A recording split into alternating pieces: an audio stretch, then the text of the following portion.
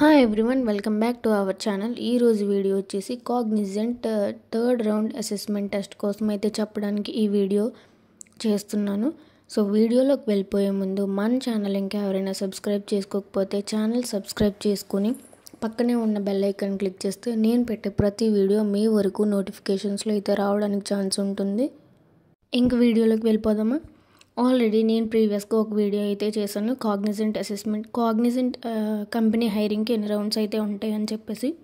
అది ఎవరైనా ఇంకా వాచ్ చేయకుండా ఈ వీడియో డైరెక్ట్గా వచ్చి చూస్తున్నట్లయితే దాని లింక్ అయితే డిస్క్రిప్షన్లో అయితే నేను ప్రొవైడ్ చేశాను, వెళ్ళి వాచ్ చేసేయండి. మీకున్న డౌట్స్ కూడా క్లారిఫై అవుతాయి.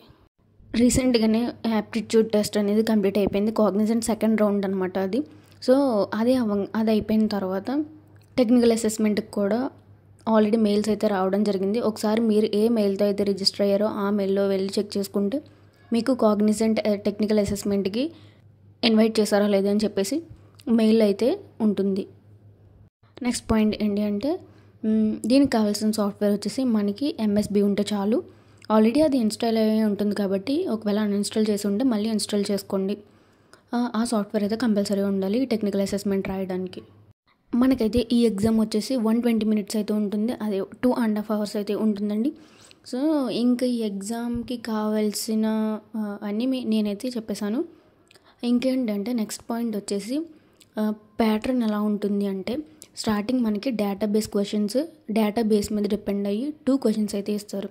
ఆ 2 సాల్వ్ చేసిన తర్వాత నెక్స్ట్ టైమర్ అనేది రన్ అవుతూనే ఉంటుంది, టైమర్ అనేది ఎక్కడా ఆగదు. నెక్స్ట్ వచ్చేసి ఇందులో టెస్ట్ కేసెస్ అనేవి సాల్వ్ చేసేయాలి. నెక్స్ట్ వచ్చేసి జావా మీద అయితే కోడ్ రాయమని అడుగుతారు. ఇంక వేరే ఏ లాంగ్వేజ్ యూజ్ చేయడానికి ఉండదు. వాళ్ళు అక్కడ మనకి వేరే లాంగ్వేజ్ యూజ్ చేయడానికి అక్కడ ఆప్షన్ కూడా ఉండదు. జావా మీద రాయమనే జావా మీద మాత్రమే కోడ్ రాయమని అడుగుతారు. అక్కడ మనం జావా మీద కోడ్ రాసి టెస్ట్ కేసెస్ అనేవి సాల్వ్ చేస్తూ ఉండాలి.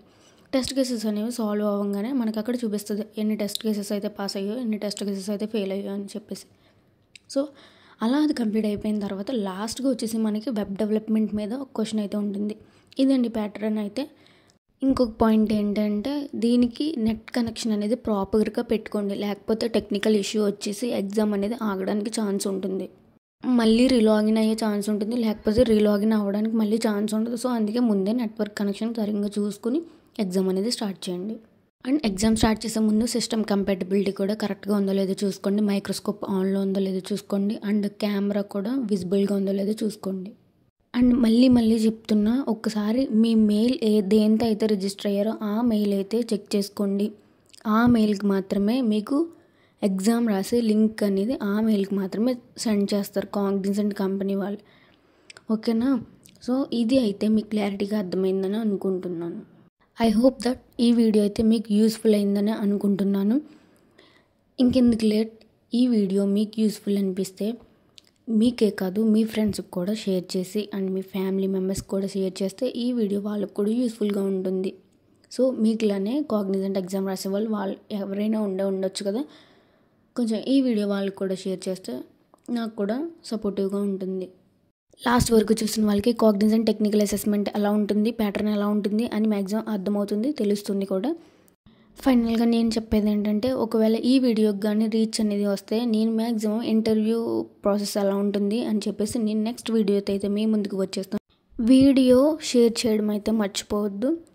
నెక్స్ట్ వీడియో కావాలి అనుకుంటే ఈ వీడియో రీచ్ అనేది కంపల్సరీ రావాలి. అప్పుడే మీకు ఇంటర్వ్యూలో క్వశ్చన్స్ ఏమి ఉంటాయి, ఇంటర్వ్యూకి ఎలా ప్రిపేర్ అవ్వాలి, ఒకవేళ ఇంటర్వ్యూకి షార్ట్ లిస్ట్ అయితే మీరు ఎక్కడ ఇంటర్వ్యూ అనేది ఇవ్వాలి, ఆ లొకేషన్ ఏంటి అని చెప్పేసి నేనైతే మీకు pin to pin, point to point అయితే నెక్స్ట్ వీడియోలో అయితే చెప్పడం జరుగుతుంది.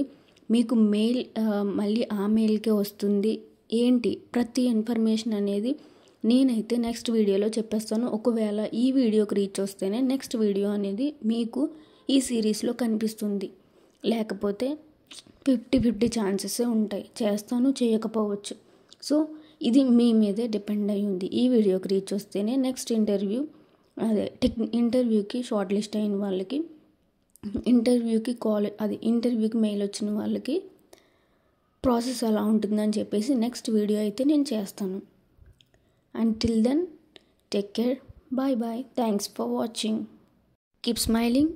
Wait for next interview video.